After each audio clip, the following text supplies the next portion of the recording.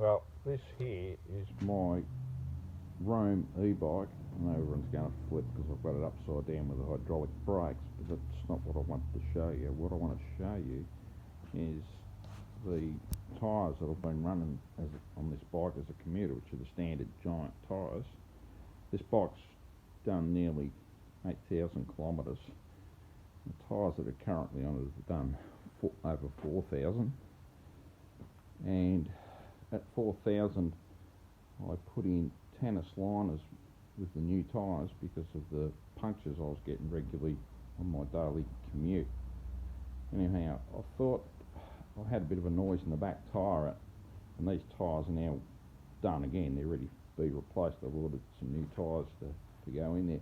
But this I want to show you is the Tannus liner after it's done 4,000 kilometres. It's looking a bit messed up for sure, and it's a bit dirty and a bit horrible, and yes, it's compressed like they say it will if you keep the tyre pressure up in them, and I've kept the pressure up because I've been using this as a daily commute, so it doesn't have any rest time at all.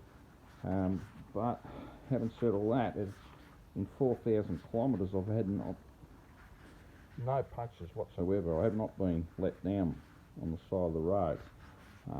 But now that I've actually taken the tyre off, because the tyre itself was starting to delaminate, and I found a few holes, so I thought I'd do some forensics on it.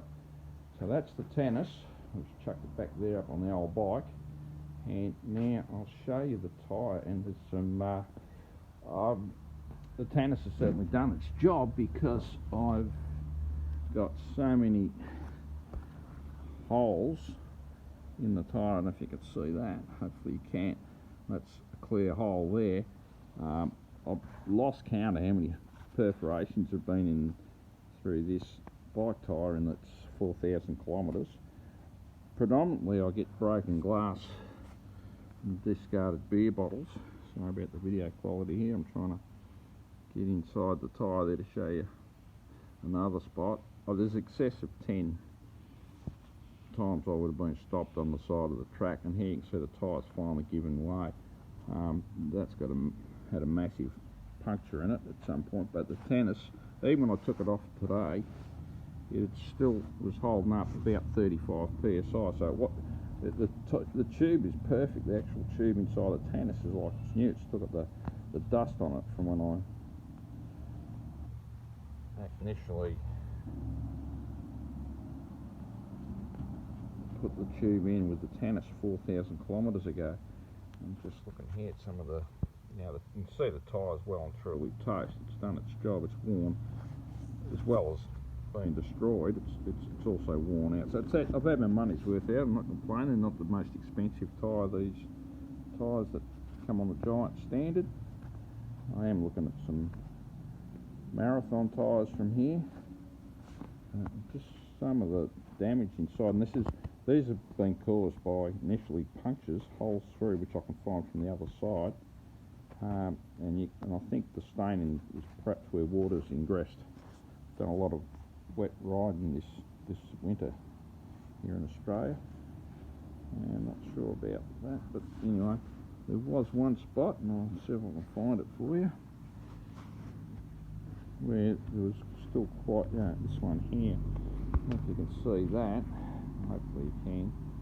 There's holes there. There's holes everywhere. No, there's a bit of glass I just pulled out. Yeah, someone's drinks on the side of the track where they've smashed a beer bottle. There's another hole there. Somewhere.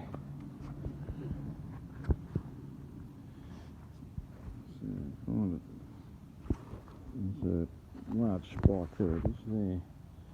So there's still a stone sticking through there, and that has not let me down as far as the Tannus go. It did not cause a puncture, so I'm pretty happy with that.